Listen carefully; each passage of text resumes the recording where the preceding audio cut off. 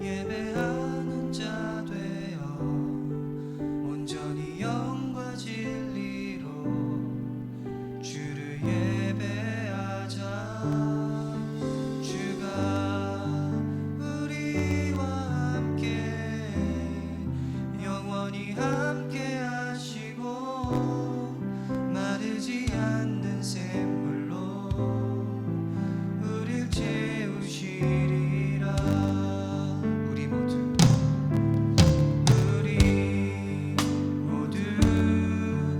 예배하는 자 되어 온전히 영과 진리로 주를 예배하자.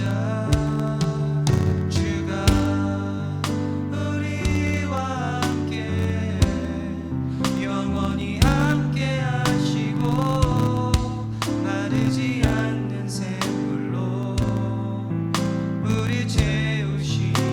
우리 모두 예배하는 자 되어 온전히 영과 진리로 주를 예배하자.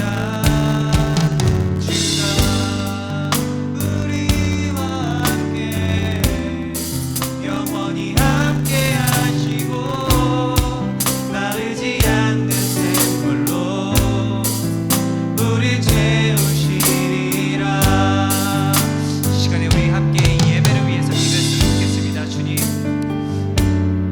이 예배를 통하여서 주님 저를 만나주시고 제가 주님을 만나러 이 자리에 나왔으니 주님 저와 함께 해달라고, 그리고 아픈 마음이 있다면 주님께서 치료하여 주시고 주님 저희들 한 가정 안에 아름다운 공동체가 되어서 주님만을 높이며 함께 주님의 영광 올려드리는 그런 저희 시간 될 수 있게 해달라고 이 시간에 함께 기도하며 나가겠습니다.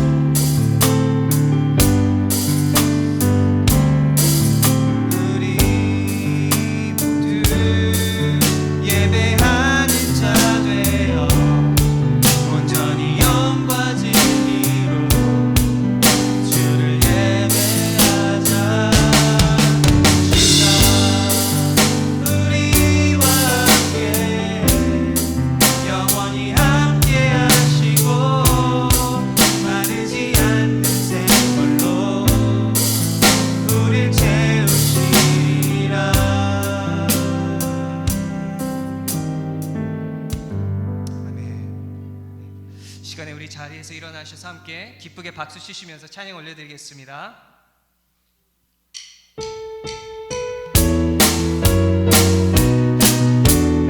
주 하나님, 주 하나님, 독생자 예수 날 위하여 오시었네. 내 모든 죄 다 사시고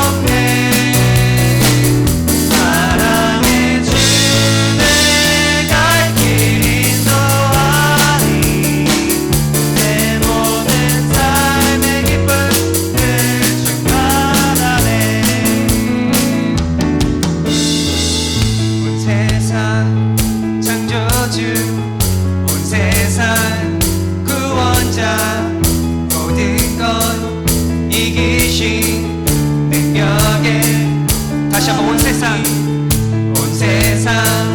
창조주, 온 세상 구원자, 모든 걸 이기신 능력의 하나님, 모든 만물 주를 찬양해. 모든 민족 주께 경배해. 모두 승리하리, 모두 승리하리. 열방 얻게 되리. 하나님께서 통치하시네. 모두 승리하리. 열방 얻게 되리. 위대하신 왕 여호와 하나님, 열방을 하나님 열방을 우리에게 주셨네. 우리에게 주셨네. 그 명령 따라서 열방을 모든 만물 주를 찬양해. 모든 민족 주께 경배해. 찬양 할렐루야, 찬양 할렐루야, 찬양 할렐루야. 하나님께서 통치하시네. 찬양 할렐루야, 찬양 할렐루야. 위대하신 왕 여호와 찬양 할렐루야, 찬양 할렐루야, 찬양 할렐루야. 하나님께서 통치하시네. 찬양 할렐루야, 찬양 할렐루야. 위대하신 왕 여호와, 위대하신 왕, 위대하신 왕 여호와. 한 번 더, 위대하신 왕, 위대하신 왕 여호와.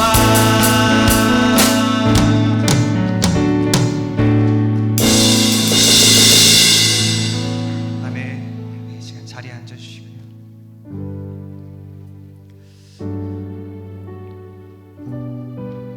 우리 함께 온 마음을 다해서 고백하는 시간 되기를 바랍니다.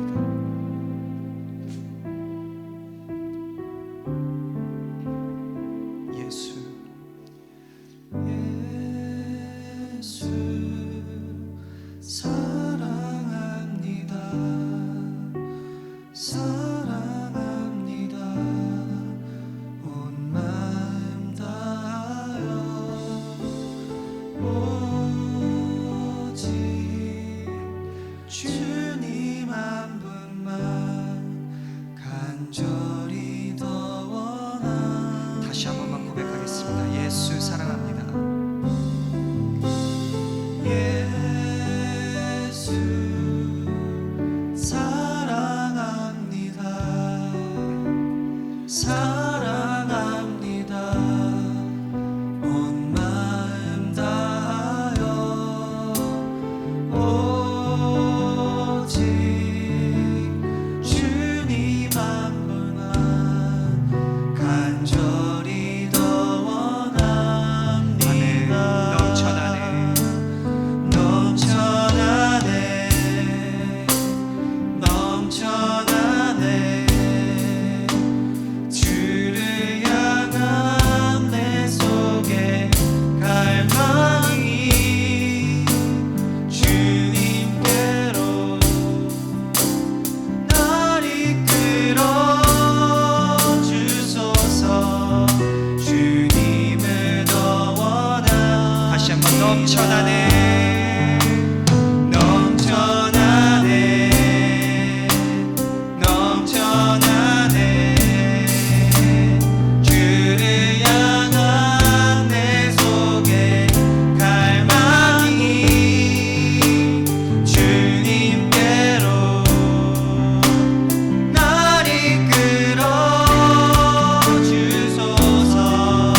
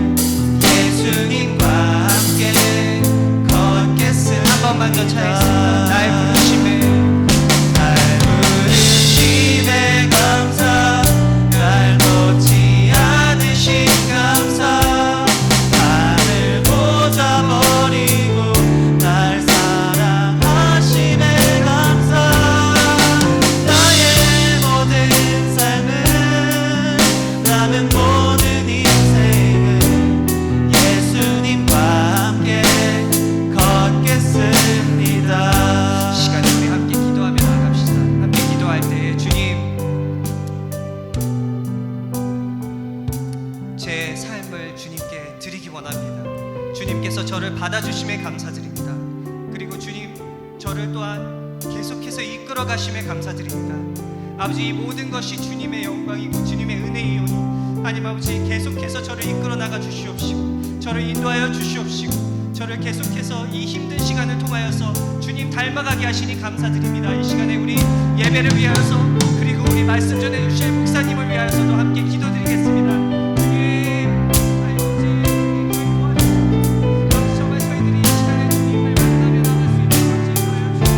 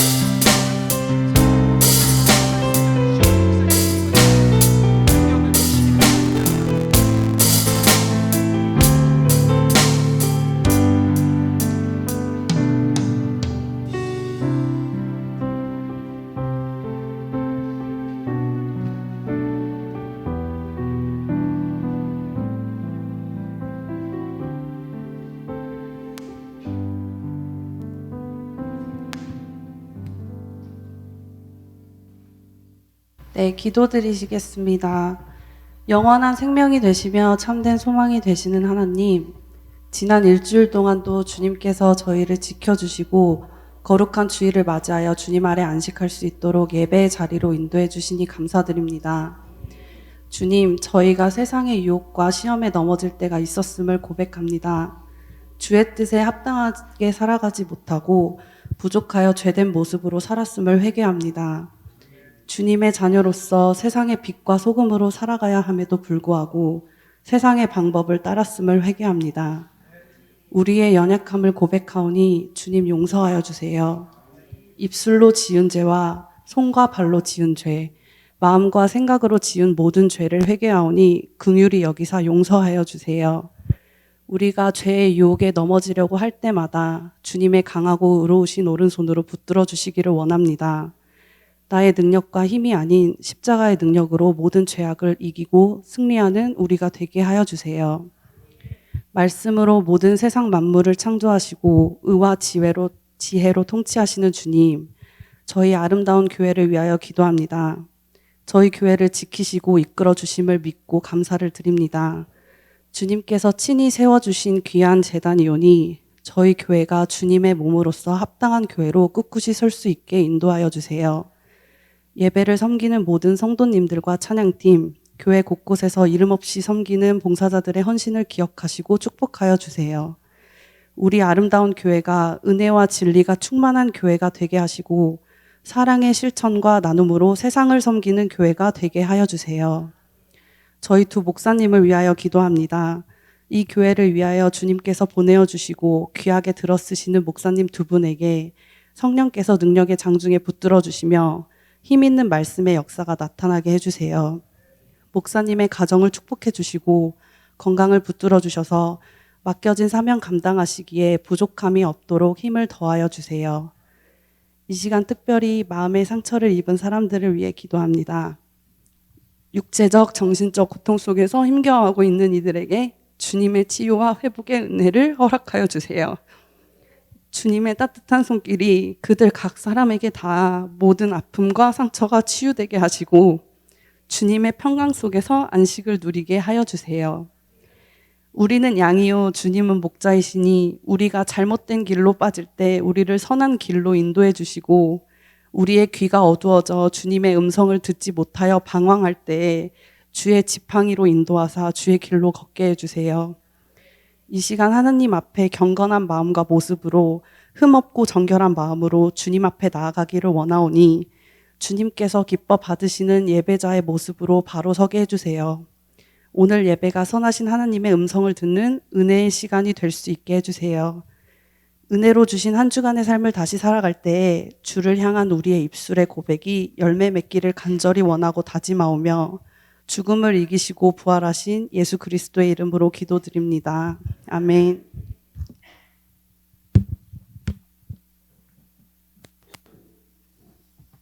자, 오늘 하나님이 우리에게 주시는 말씀을 함께 읽도록 하겠습니다. 고린도전서 15장 9절로 11절까지 말씀입니다.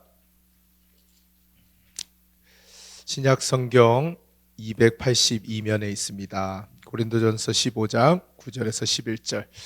우리 세 절 말씀인데요. 한 목소리로 하나님의 말씀임을 우리 확신하며 우리 함께 합독하도록 하겠습니다. 시작. 나는 사도 중에 가장 작은 자라. 나는 하나님의 교회를 박해하였으므로 사도라 칭함받기를 감당하지 못할 자니라. 그러나 내가 나 된 것은 하나님의 은혜로 된 것이니 내게 주신 그의 은혜가 헛되지 아니하여 내가 모든 사도보다 더 많이 수고하였으나 내가 한 것이 아니요 오직 나와 함께 하신 하나님의 은혜로라. 그러므로 나나 그들이나 이같이 전파하매 너희도 이같이 믿었느니라. 아멘. 은혜가 필요합니다 라는 제목의 말씀으로 박대우 목사님 말씀 전해주시겠습니다.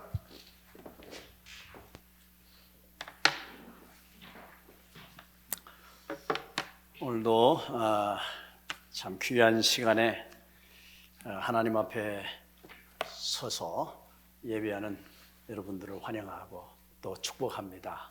이 시간 주님께서 우리가 말씀을 알아들을 수 있는 귀와 은혜를 우리에게 주시기를 간구하면서 말씀을 전합니다.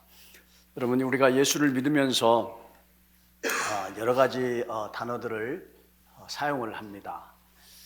그래서 기독교인이니까 또 교회를 다니니까 이런 용어 저런 용어에 우리가 익숙합니다. 근데 그 많은 말씀들이 또 많은 단어들이 나오죠. 성경에 나오는 우리가 하나님, 예수님, 성령님, 또 그리고 우리가 일상적으로 쓰이는 전도, 선교, 말씀, 예배, 봉사, 교육 여러 가지 이 단어들을 우리가 익숙하게 많이 씁니다. 그런데 우리의 성도들의 입술에서 자주 등장하는 또 특색 있는 단어가 하나가 나오죠. 그게 뭐죠? 은혜라는 단어입니다. 은혜. 여러분, 은혜라는 말을 참 우리 사용 많이 하죠. 이렇게 저렇게 은혜입니다. 은혜 받으세요. 이게 은혜입니다. 이런 이야기를 많이 사용을 합니다.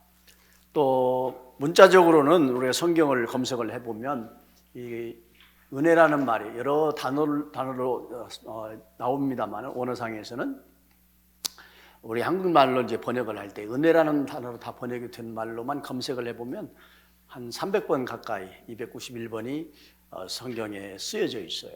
그만큼 많은 중요한 단어 중에 하나가 은혜라는 단어죠. 근데 그러면 그런 은혜라는 단어가 어떤 때 사용을 하죠? 은혜가 뭐죠? 우리가 그걸 한번 생각해 볼 필요가 있는데요. 이 은혜라는 것은 사전적인 의미로 가만히 보면은 우리가 사람이 다른 사람에게 어떤 호의를, 어떤 대가를 바라지 않고 호의를 베풀 때 하는 그런 행동, 이걸 은혜라고 얘기를 하기도 합니다. 성경적으로는 우리가 은혜라는 말은 특별히 하나님이 인간에게 베풀어 주시는 사랑, 값없이 주시는 은혜의 선물, 이거를 은혜라고 불러요. 그러니까 누가 주시는 게 은혜예요? 하나님께서 우리 인간에게 주시는 은혜예요.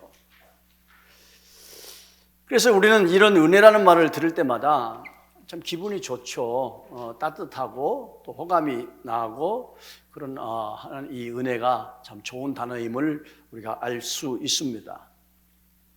그런데 특별히 우리가 하나님의 은혜, 이 하나님의 은혜를 생각해 보면 참 기가 막혀요.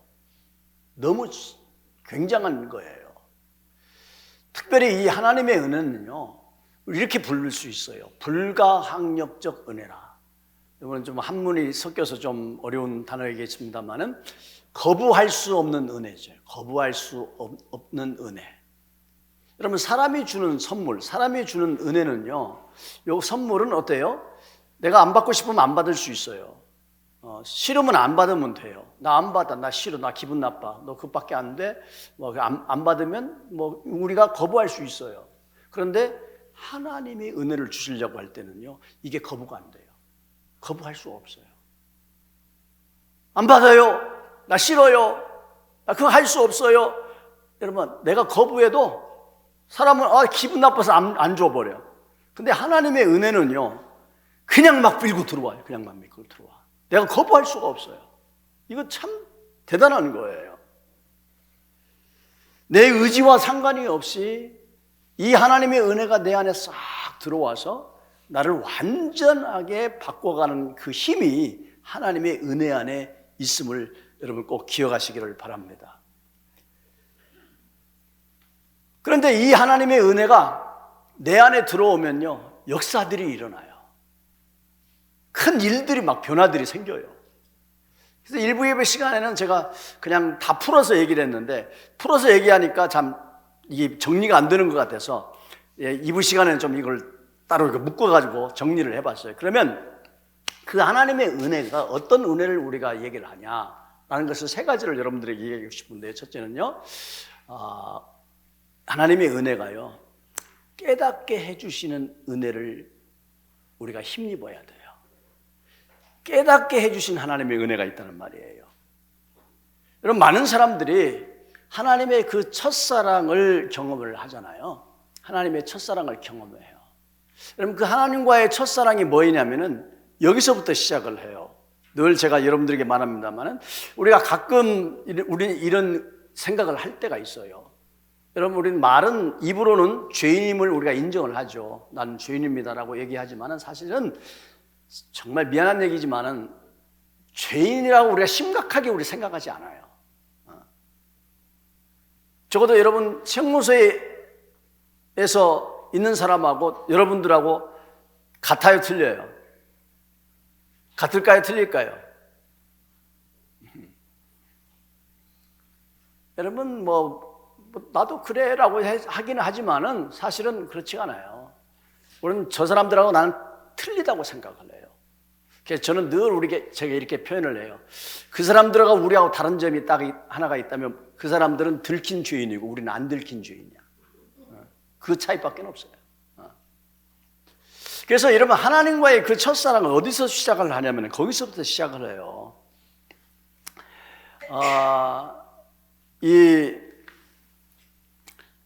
우리가 죄를 특별하게 죄짓지 않고 남 속인 것도 없고 비교적 의롭고 비교적 착하게 비교적 좀 건전하게 세상을 살으니까 마치 내가 깨끗한 사람처럼 우리가 살잖아요.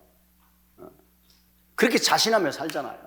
내가 죄인은 하지만 일반적인 의미에서 죄인이지 내가 그렇다고 큰 죄인은 아니야 라는 의식이 자신도 모르게 그 베이스에 이렇게 깔려 있는 것을 우리가 좀 느낄 수가 있거든요. 그런데 하나님의 은혜가 어느 날 내게 딱 들어오면은요, 그게 달라져요. 내가 그렇게 죄인일 수가 없는 거야.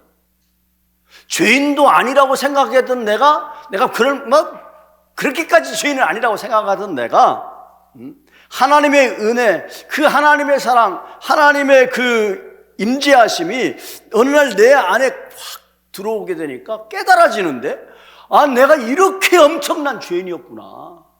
내가 이렇게 쓸모없는 죄인이었구나. 내가 이렇게 형편없는 존재가 바로 나였구나. 마치 바울 사도가 그것을 깨닫고 나는 죄인 중에 뭐다고 해요? 우두머리다, 괴수다.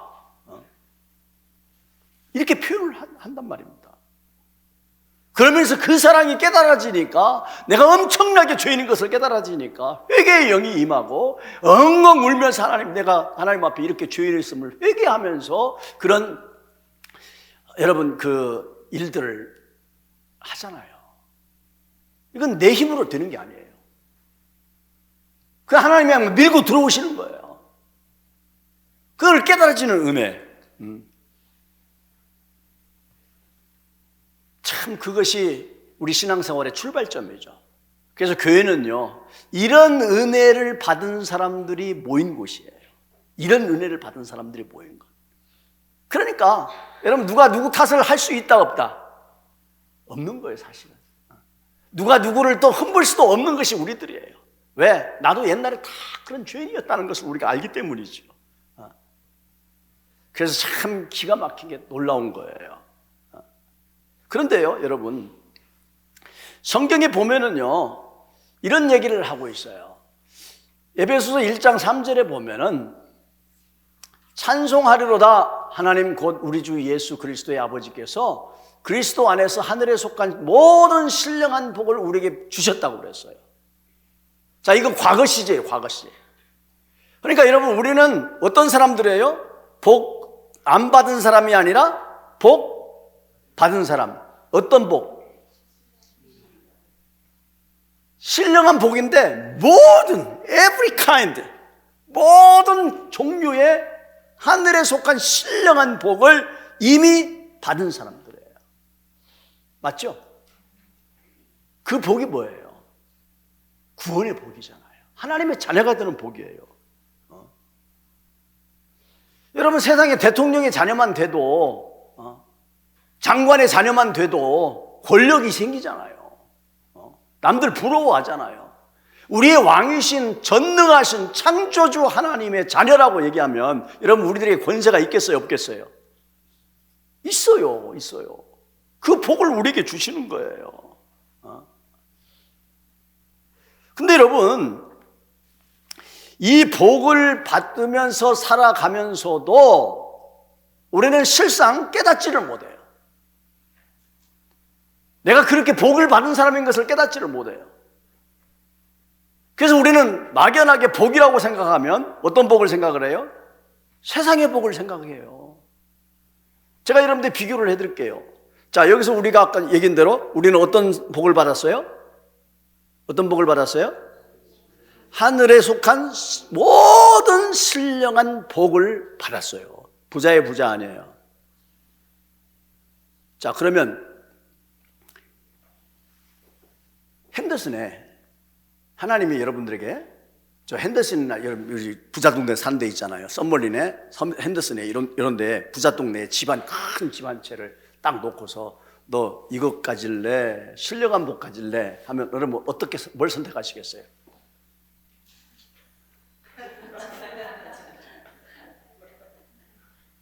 나 신령한 복 선택하겠다라고 하는 사람 별로 없을 것 같아. 전부 다 집 주세요. 아, 네. 왜 그러냐면 우리가 다 무슨 생각을 가져요? 그게 복이라고 생각하는 거예요. 그건 눈으로 보이는데 저거는 눈으로 보여, 안 보여? 안 보여. 그러니까 이건 뭐 줬다 뺐다 할 거예요. 이것이 내가 현실적으로 이게 필요해. 집 달라고 얘기하는 것이 우리들이거든요. 그러니까 우리가 개념을 자꾸 뭐라고 얘기하냐면 돈을 잃으면 일부분을 잃는 것이고 뭘 잃으면 전부를 잃는다고 그래? 알기는 잘 알아. 그런 지식은 어쩌면 그렇게 잘 알고 있는지. 그러니까 그렇게 우리가 생각을 하니까 돈이 최고고 건강이 최고인 거예요. 그러니까 이런 복은 아무것도 아닌 거예요. 당장 내 눈앞에 캐시가 들어오고 당장 내가 건강해지고 당장 내 형편이 펴지는 거, 이걸 우리가 복이라고 생각하거든요. 왜 그래요? 몰라서 그러는 거죠. 몰라서. 근데 깨달음이 오면은요, 이것보다 더 중하고 이것보다 가치 있는 그 신령한 복에 대한 가치를 깨달으면 여러분 그것을 쫓아가는 은혜가 있을 줄로 믿습니다. 그래서 깨달아지는 하나님의 은혜를 우리가 필요합니다. 깨달아지는 하나님의 은혜. 두 번째는요, 여러분, 불가능한 가능케 하는 것이 하나님의 은혜예요. 여러분, 하나님의 은혜가 불가능을 가능케 하신 것이 하나님의 은혜예요. 자, 여러분, 우리가 마태복음 5, 6, 7장을 산상보훈이라고 얘기합니다. 그리고 그 중에 첫 번째 그 산상보훈을 예수님께서 말씀하시는 그 귀한 말씀 중에 5장 첫 부분에 나온 것이 8가지 복, 8복에 대해서 나오죠. 여러분 그 8복을 한번 가만히 생각해 보세요. 여러분 이 8복을 이렇게 얘기를 하는데 뒤에 있는 얘기는 우리가 조금 이제 제쳐두고 그 시간을 설명하는 시간이니까 이 8가지 복이 뭐였냐면은 첫째는 한번 보세요. 앞부분만 해보시다. 첫째는 심령이 가난한, 두 번째 애통하는 자가 복이 있고, 세 번째 예. 네 번째, 다섯 번째, 여섯 번째, 화평케 하는 자가 복이 있고, 그 다음에 의를 위해서 박해받은 자가 복이 있고, 이 8가지 복, 이것이 이렇게 되는 자가 복이 있다라고 얘기를 하잖아요. 근데 솔직히 얘기해서 저게 복이에요? 솔직히 얘기해서 저게 복이에요? 그러면 그렇게 생각 안 할걸요? 정말 우리가 이것을 심령이 가난하고 애통해하고 온유하고 의에 줄이고 목마르고 뭐 긍휼히 여기고 마음이 청결하고 화평하게 하고 의를 위해서 핍박을 받고 뭐 이런 것들이 복이라고 여러분 솔직히 생각 안 한다. 맞죠? 그냥 성경이 있는 얘기일 뿐이에요. 근데 어떤 사람은요, 이게 복인 줄을 알고 이 복을 위해서 살아가요. 맞잖아요. 근데 어떤 사람, 우리의 대부분의 사람들은 저렇게 살면 세상에서 바보 같지 않습니까? 저렇게 살면 세상에 뒤처진 사람이에요. 저렇게 살면 정말 세상에서 손해만 보고 정말 억울한 일만 당하고 정말 보잘것없는 고통만 안고 살아가는 것이 저 모습이 아니에요. 그러니까 이것을 우리는 복이라고 생각을 안 해. 복이라고 생각 안 해. 그런데 어떤 사람들은요, 이렇게 불가능한 것처럼 여겨지는 이런 일들조차도 가능하게 했어. 아, 저거는 복이 아니고 저거는 우리가 살 수가 없어. 어떻게 우리가 저렇게 살아? 라고 하지만은 하나님의 은혜가 깨달아지고 하나님의 은혜가 임하는 순간에, 아, 저것이 비록 내가 인생 살아가면서 불편하고 힘들고 손해보다는 길이다 알지겠지만은, 그러나 그것을 이기고 살아낼 수 있는 힘을 가지게 되는 것이 하나님의 은혜를 받은 자의 모습인 줄로 믿습니다. 이게 진짜예요, 진짜. 그래서 하나님의 은혜가 임하면 내가 하나님의 말씀대로 정말 살 수 없을 것 같아도, 불가능하게 보여도 이것을 가능하게 하시는 분이 하나님이세요. 그래서 그 은혜를 받으면 이것조차도 가능하게 살 수가 있다 이 말이에요. 그런데요, 오늘 본문 말씀을 더 세밀하게 들여다보면 오늘 고린도전서 15장은 일명 우리가 부활장이라고 불러요. 왜냐하면 바울 사도가 부활이 사실이라는 것을 이 한 장에 대해 걸쳐서 상세하게 설명을 하는데, 부활이 예수님의 제자들에게도 나타나고 엠마오 제자들에게도 나타나고 그리고 500의 형제들에게도 나타나고 그리고 나에게까지 이 부활이 임했다라고 이것을 쭉 논리적으로 사실적인 어떤 그 경험을 가지고 그때 일어났던 사건을 가지고 설명해 나가는 중에 오늘 본문 말씀을 여기다 삽입을 했어요. 그래서 여러분 이것을 우리가 8절부터 조금 다시 한번 읽어보는데요, 아까 같이 읽었습니다만은 8절을 포함해서 여러분 같이 한번 다시 또 읽어보겠습니다. 한번 같이 읽어봐요. 시작. 맨 나중에 만삭되지 못하여 난 자 같은 내게도 보이셨느니라. 나는 사도 중에 가장 작은 자라. 나는 하나님의 교회를 박해하였으므로 사도라 칭함받기를 감당하지 못할 자니라. 그러나 내가 나 된 것은 하나님의 은혜로 된 것이니 내게 주신 그의 은혜가 헛되지 아니하여 내가 모든 사도보다 더 많이 수고하였으나 내가 한 것이 아니요 오직 하나님의 은혜라. 여러분, 부활에 대해서 지금 증명을 하다가 갑자기 자기 자신의 이야기를 꺼내는 거예요. 그리고 다시 또 이 말씀 끝나면 다시 부활에 대해서 얘기를 하는. 왜 그러냐면요, 저는 그것이 느껴져요. 부활이 얼마나 영광스럽고 얼마나 감사하고 얼마나 위대한 것인지 부활을 설명하다가 그 부활이 누구한테까지 임한 거예요. 부활하신 주님이 나에게까지 임한 것을 보고 내가 너무 감사한 거예요, 내 모습을 보니까. 그래서 자기가 너무 감사해서 그것을 갖다가 여기다 딱 생뚱맞게 문맥에도 이어지지 않도록 자기 간증을 거기다 쏙 집어넣은 거예요. 하나님의 은혜 때문에. 그런데 이 하나님의 은혜가 바울 사도에게 임하니까 어떤 역사가 일어나느냐라는 것을 오늘 그 간증 속에서 우리가 볼 수가 있다는 말이에요. 자, 보세요. 8절 말씀에 보면 맨 마중에 하나님이 예수님께서 부활하신 사건들이 모든 사도들과 사람들에게 다 보여졌고, 맨 나중에는 지금 나까지 근데 나는 어떤 사람이에요? 만삭되지 못해서 난 사람과 같아. 그러니까 덜 떨어진 인간이에요. 덜 떨어진 인간. 여러분 우리가 임신을 하게 되면 몇 개월 만에 애가 나오죠? 이거는 남자도 다 아는 사실이에요. 10개월 만에 애가 나오는데 이게 갑자기 애가 일찍 나오는 거야. 그래서 7달 만에 나오고 8달 만에 나오고 막 서너 달씩 일찍 나오는, 이것을 보고 우리는 그렇게 부르는 사람 그러죠. 우리는 뭐라고 불러요? 그 아이를 뭐 칠삭둥이, 팔삭둥이 막 그러잖아요. 그러니까 그런 애들은 정상적으로 10달을 다 못 채우고 나와서 비정상적으로 건강하지 못하게 나왔으니까 어디로 보냅니까? 인큐베이터로 보내잖아요. 이 인큐베이터에 들어가가지고 거기서 완전 특별한 케어를 해가지고 나올 정도로 요런 이 적이니까, 지금은 뭐 인큐베이터가 있으니까 뭐 되겠지만 과거에는 뭐 이거 없으니까 애가 죽기도 하잖아요. 그러니까 내가 그런 사람이야. 나는 나같이 얼마나 못났으면 이렇게 덜 떨어진 인간인 나에게도 예수님께서 나타나서 부활의 증명을 해주셨다라고 얘기를 하는 거예요. 근데 사실 가만히 생각하면 바울 사도가 그렇게 여러분 덜 떨어진 인간입니까? 아니잖아요.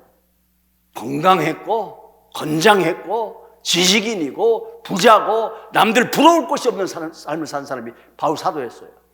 근데 자기 자신을 그렇게 낮춰 부르는 거예요. 더더구나 지금 뭐라고 얘기하면 자기 자신이 낮추는데 어떻게 낮추냐면은 나는 사도 중에 가장 작은 자라. 여러분 가장 작은 자라고 얘기할 때에 여러분 사도가 몇 사람이었어요? 12사도였어요. 근데 바울 사도는 사실 예수님의 직계 제자도 아니었잖아요. 나중에 계시를 받아가지고 여기에 끝에 머리에 들어가지고 13번째 사도가 된 겁니까? 여러분 이 바울 사도 생각할 때 나는 맨 끝에 겨우 붙어서 내가 가장 작은 사도, 여러분 이래서 가장 작은 사도가 아니에요. 순번으로 늦었기 때문에 작은 사도라고 부르는 것이 아니에요. 뭐 때문이냐? 사도들은 엄청나게 주님을 사랑했던 사람인데 자기는 어떤 사람이었어요? 나는 사도라고 부를 수 있는 사람조차도 아니다. 왜? 나는 하나님의 교회를 박해를 했던 사람이다. 하나님의 교회를 박해를 했대요. 어떻게 박해를 했어요? 사도행전은 그리고 나오잖아요. 그러면서 여러분의 디모데전서 1장 13절 말씀에 보면 이렇게 얘기하면, 내가 전에는 예수님을 몰랐을 때에는 비방자고 박해자고 폭행자였다. 사실은 살인자입니다. 살인자예요. 내가 예수 믿기 전에는 비방자고 교회를 비방하고 예수를 비방하고 안 믿는 사람들을 옥에다 가지고 살인하고 막 때리고, 정말 난 이런 사람 들어오면 난 나가라고 하고 싶을 거예요. 자기를 아는 거예요. 그런데도 나같이 이렇게 철저하게 예수를 핍박하고 교회를 핍박했던 사람이 어떻게 내가 사도가 될 수 있냐? 나는 작은 사람이다. 나는 사도라고 부를 수 없는 사람이다. 여러분 이렇게 생각하는 거예요. 자, 그런데요, 더 나아가서 무슨 얘기를 하냐면은 자기가 한 일이 있잖아요. 여기서 뭐라고 얘기냐면 내가 모든 사도보다 더 많이 수고했다라고 얘기해요. 다른 12사도보다도 더 수고를 많이 했대요. 참 이건 어떻게 보면 너무 좀 건방진 거 아니에요? 어떻게 무슨 수고를 했길래 그렇게까지 다른 사람보다 더 수고를 했다라고. 근데 실제로 우리가 사도행전을 살펴보면 12사도는 사실은 초대 교회를 형성하는, 예루살렘 교회를 형성하는 데에 참 큰 역할을 한 사람들이에요. 그러나 이방 교회를 이루고 전 세계 교회를 이루는 이 교회를 세우는 데 있어서 1등 공신은 사실은 누구였어요? 바울이었어요. 그 일 보면은 사실 어떻게 보면 그 한 역할이나 이룬 업적을 보면 이 사람들보다 더 많은 일을 했을 거란 말이에요. 얼마만큼 일을 했냐? 나중에 고린도후서 1장 23절 보면은 그가 얼마나 이 복음을 전하기 위해서 얼마나 수고를 많이 하고 얼마나 고통을 많이 당했는지를 설명을 하는데 이렇게 설명을 합니다. 자, 보십시오. 내가 수고를 넘치도록 하고 옥에도 갇히기도 더 많이 하고 매도 수없이 맞고 여러 번 죽을 뻔하고 유대인들에게 40에 하나 감한매.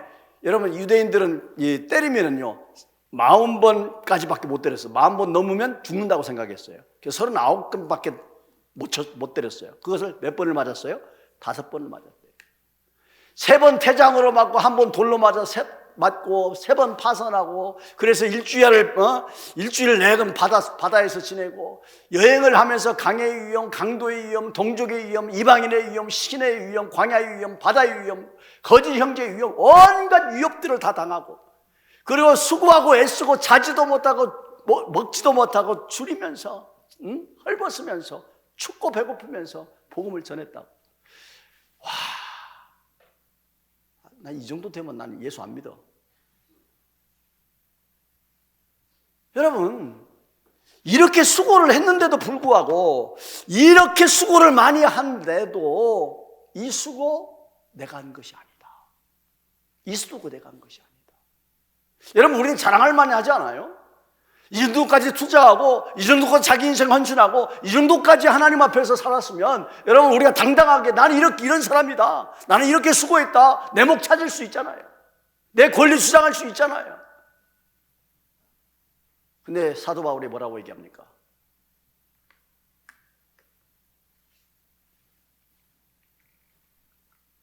그거는 내가 한 것이 아니라 나와 함께 하신 그 하나님이 하신 것이다.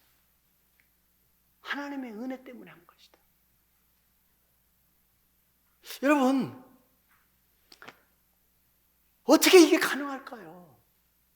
저는 이것이 우리 같으면 그런 수고도 하지도 않을 뿐만 아니라, 만약 그런 수고를 그렇게 했다고 한다면 내 권리와 내 명예와 내 능력을 증명을 하고, 그래서 내가 이 세상에 다른 사람보다, 어떤 사람보다도 빛내고, 여러분 존경받아야 된다고 생각할 거예요. 내 몫을 챙길 거예요. 그게 당연한 거잖아요. 세상에서는 당연한 거잖아요. 근데 그 모든 것을 다 포기하는 거예요. 포기하는 거예요. 뭐 때문에요? 내가 한 것이라면 당연히 그럴 수 있겠죠. 그런데 그 일을 이루게 하신 분이 누구세요? 하나님이셨다는 거예요. 그게 바로 하나님의 은혜였다는 사실이에요. 여러분, 그렇다고 본다면, 여러분, 하나님의 은혜는요, 불가능한 생각들을 바꾸시는 하나님이세요. 불가능한 것들을 바꿔서 가능케 하시는 하나님이란 말입니다. 여러분, 하나님의 은혜가 우리에게 임하면 불가능한 것들조차도 고백하게 하시는 은혜가 있을 줄로 믿습니다. 여러분들이 인생에 여러분 춥고 배고프고 병들고 고통당하며 여러 가지 문제와 안식하지 못하는 삶을 살 때에 하나님의 은혜가 임하면 그것이 가능하게 되는 역사가 있을 줄로 믿으시기를 바랍니다. 그래서 하나님의 은혜를 구하는 거예요. 세 번째는 어떤 하나님의 은혜가 있냐면요, 모든 일에 동행하시는 하나님의 은혜예요. 모든 일에 동행하시는 하나님의 은혜예요. 여러분, 참 이것이 얼마나 중요한 건지 몰라요. 여러분, 하나님의 이런 은혜를 저는 우리 모든 성도들이 함께 받으시기를 바랍니다. 하나님의 은혜가 우리에게 임하시는데 모든 일에 동행하셔요. 여러분 보세요. 어느 사모님이 세미나에 오셔가지고서 이런 간증을 하셨어요. 자기 아버지 어머니가 목사님 사모님이었는데, 어려서부터 그 교회 이 PK로 자라면서 너무 엄마 아빠가 고생하는 모습만 보고 자란 거예요. 그래서 이 어린아이가 성장을 하면서 결심을 했어요. 나는 죽어도 앞으로 목사 사모는 안 해. 이 고생스러운 거 내가 왜 해? 난 절대로 그 일 안 할 거야. 나는 절대로 목회하는 곳에 시집 안 갈 거야. 이러고 결심하고 살았어요. 그래서 찾는 사람을 어떻게 찾아요? 그러니까 이제 목회자가 안 할 사람, 예수는 믿어도 목회를 안 할 사람, 이런 사람을 찾아서 성공을 했어요. 그렇게 해서 이제 목회를 안 할 사람을 찾아가지고서 그리고 결혼을 했어요. 잘 나가는데 어느 날 갑자기 이 남편이 은혜를 받더니 목사가 돼버린 거예요. 아니, 그러니 이거 목사를 사모를 안 한다고 했는데 어떻게 해요? 할 수밖에 없잖아요. 그래서 막 너무 힘들어가지고 막 짜증을 내고 있는데 엄마 사모님이 와가지고서 아가 그냥 가는 길인데 은혜로 잘 갈 수 있도록 너 가면 된다, 이렇게 얘기를 다독였어요. 그랬더니 이 딸 사모님이 뭐라고 얘기했냐면, 엄마 왜 나를 십자가를 지라고 만드세요? 왜 나를 이 십자가의 길로 나를 가라고 이렇게 딸을 밀어 넣으시냐고. 정말 그러시냐고. 말려야지 왜 그 길을 걸어가게 하시냐고 항의를 했어요. 그래서 이 엄마 사모님이 뭐라고 얘기냐면 이렇게 얘기를 하는 거예요. 얘야, 나는 지금까지 이 목회 길이 힘들고 어렵기는 했지만은 이것이 십자가의 길이라고 생각한 적도 없고 이것이 십자가라고 그렇게 말한 적도 없다. 나는 이것이 하나님이 주신 내 길이고 하나님의 은혜를 받았기 때문에 나는 항상 감사하고 기쁜 마음으로 이 사명을 나는 감당했다고 나는 그렇게 산다. 이 이야기를 들려준 거예요. 그러니까 이 딸 사모가 깜짝 놀란 거죠. 아니, 나는 우리 엄마가 그렇게 가난하고 그렇게 힘들고 그렇게 속상하고 이럴 때마다 십자가 질지고 정말 가기 싫은 길을 걸어간다고 생각했는데 엄마는 한 번도 그런 적이 없다는 거예요. 깜짝 놀랐어요. 그게 다시 자기 자신을 돌아본 거예요. 그러고 보니까 엄마가 걸었던 것은 바로 나와 함께 하신 하나님의 은혜, 그 길을 하나님의 은혜 때문에 그 하나님의 은혜가 강해서 그 하나님의 은혜가 너무 감사해서 그 하나님의 은혜가 감격스러워서 기쁜 마음으로 동행하고 그 길을 걸어왔다는 것을 그가 깨달았다는 거죠.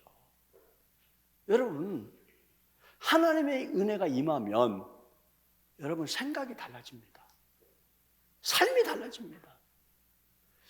그 하나님의 은혜가 임하는데요, 그 하나님의 은혜가 뭐냐, 나와 내가 혼자 걸어가도록, 나 혼자 그 길 불길 가도록, 나 혼자 그 길 쓴 길 가도록 그냥 내버려 놔두고 너 거기서 죽어라 하시는 하나님이 아니라 불길 가운데든 물길 가운데든 어떤 고난의 길 가운데든 여러분 그 길을 함께 동행하시는 하나님의 은혜, 이것이 있기 때문에 우리가 가능한 것이 아니겠냐 이 말이에요. 그렇지 않습니까?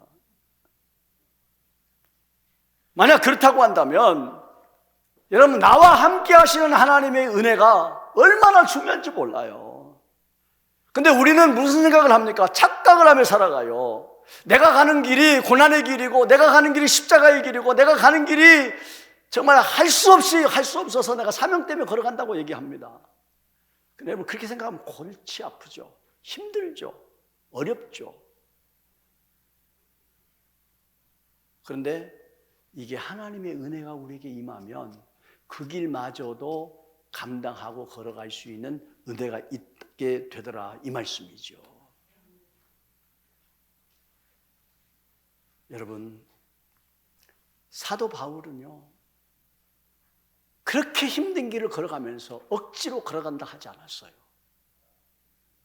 그렇게 모진 길을 걸어가면서 애맨 길을 걸어가면서 맞고 죽을 뻔하고 그냥 감옥 가면서 그게 인생인가 싶을 정도로 그 길을 걸어가면서도 그 길이 은혜의 길이라고 감사하면서 걸어갔던 것을 우리가 기억합니다. 사랑하는 성도 여러분, 은혜 받으시기를 바랍니다. 은혜를 받으시기를 바랍니다. 하나님의 은혜를 추구하시기를 바랍니다. 그 은혜가 내게 있어야 됩니다. 여러분, 세례 요한은 예수님을 만나면서 이런 고백을 했습니다. 요한복음 1장 14절 말씀에 보니까 이렇게 고백을 합니다. 우리 다 같이 한번 읽어보겠어요. 시작. 말씀이 육신이 되어 우리 가운데 거하심에 우리가 그의 영광을 보니 아버지의 독생자의 영광이요 은혜와 진리가 충만하더라. 요한이 그에 대하여 증언하여 외쳐 이르되 내가 전에 말하기를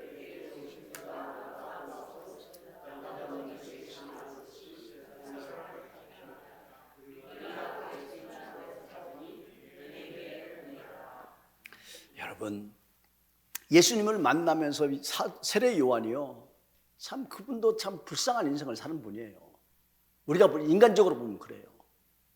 근데 그에게 영안이 열려서 예수님을 만나서 딱 보니까 그분에게는 뭐가 있었냐, 그분의 영광을 봤어요.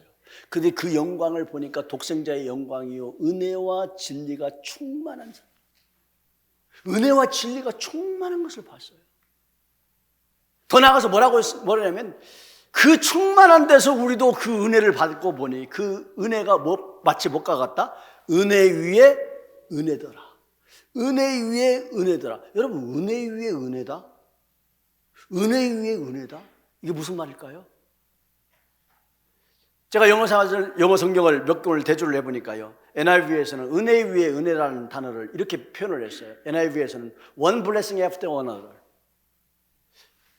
요 축복이 있는데, 복이 있는데 또 같이 또 따라 들어오는, 계속 따라 들어오는 은혜. 메시지 성경에서는 gift after gift after gift.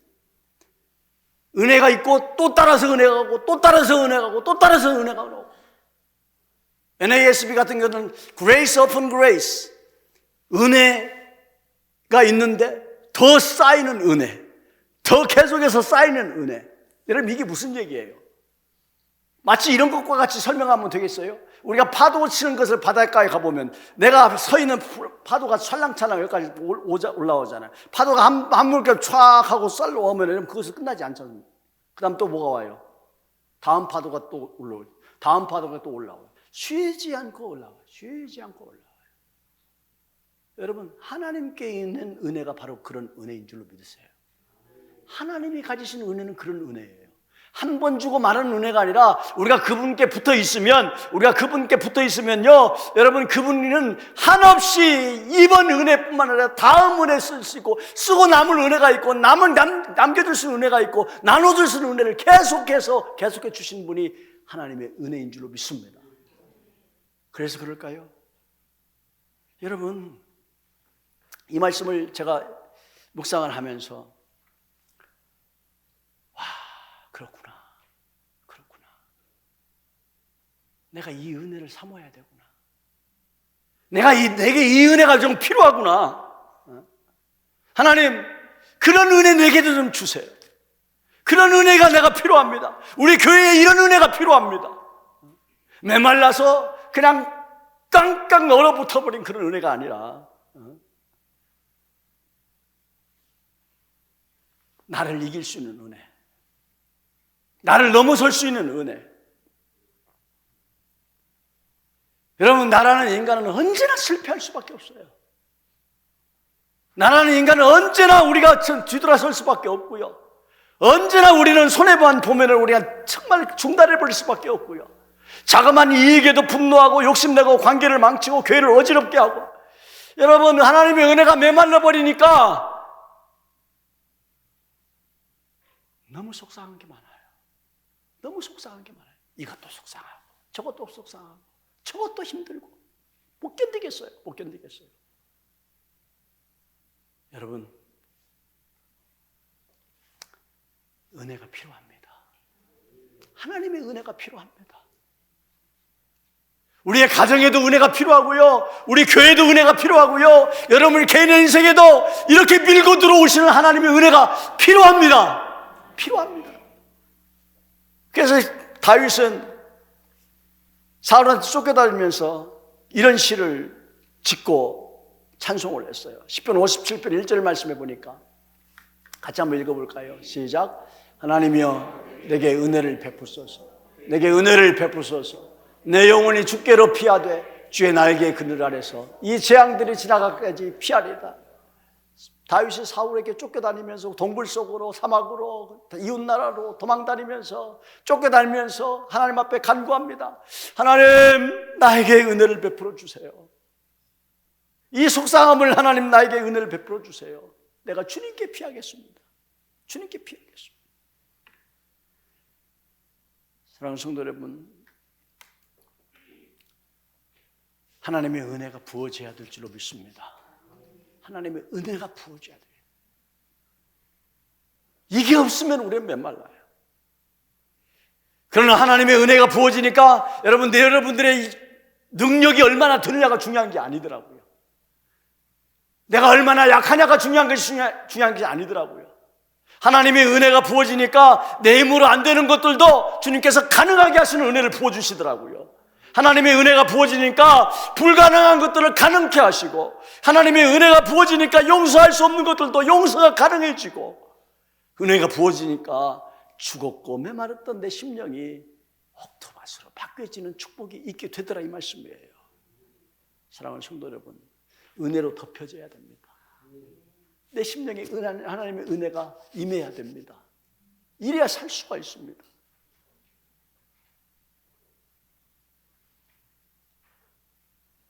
여러분,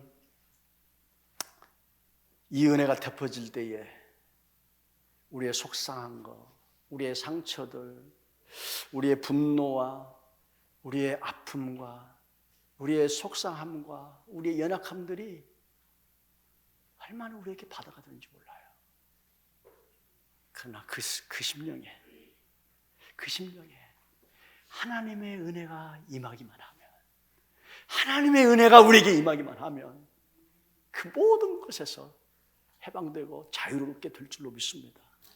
그리고 살아날 줄로 믿습니다. 그래서 저는 그렇게 기도하고 싶어요. 하나님, 오늘 그 은혜를 우리에게 주세요. 나에게 그 은혜를 주세요.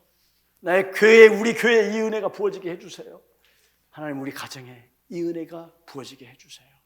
외치고 기도할 수 있는 저와 여러분 될 수 있게 되기를 주의 이름으로 축복합니다. 모든 것이 은혜, 모든 것이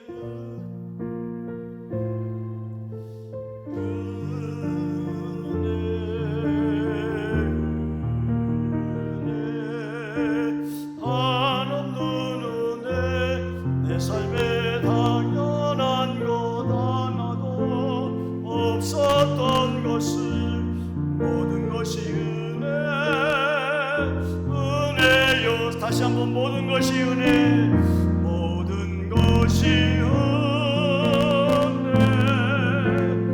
은혜,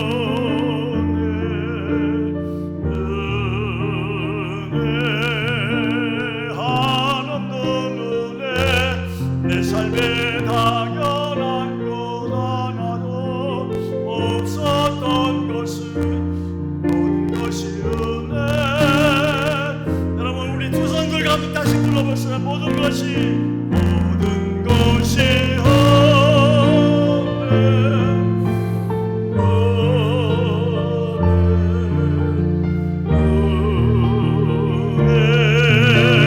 한없는 은혜, 내 삶에 당연한 것 하나도 없었던 것은 모든 것이 은혜.